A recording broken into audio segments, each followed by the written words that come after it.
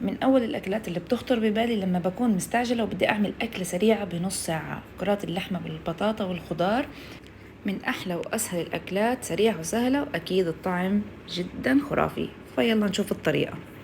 نص كيلو لحمة مفرومة رح ننزل عليها ملح وفلفل أسود، بهار مشكل، بودرة بصل، بودرة ثوم، وبابريكا. بدعكها كتير منيح وبكورها بهالطريقة، وعلى طنجرة على نار عالية بنزل سمنة وزيت زيتون. بنزل كرات اللحمة، ولما يبدأ يتحمر بقلبها على الجهة الثانية، وبتستمر بالتقليب لا تتحمر من كل الجهات بهاي الطريقة.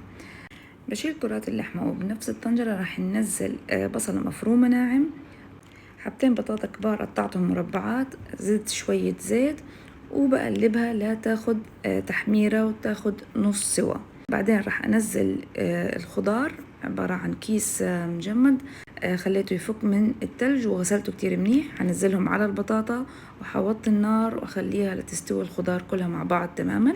بس أتأكد إنه الخضرة استوت، راح أنزل المرقة، وبالخلاط حبتين بندورة مع معلقتين معجون طماطم، نص كوباية مي، بخلطهم وبنزلهم على الطنجرة. وبعدين راح أنزل كرات اللحمة، رشة ملح وفلفل أسود، بغطيها وبوطي النار لتتسبك 10 دقايق، وهيك صارت جاهزة. ولا أسرع من هيك ولا أطيب من هيك. حضرت جنبها الرز بالشعرية، جربوها وصحتين وألف عافية.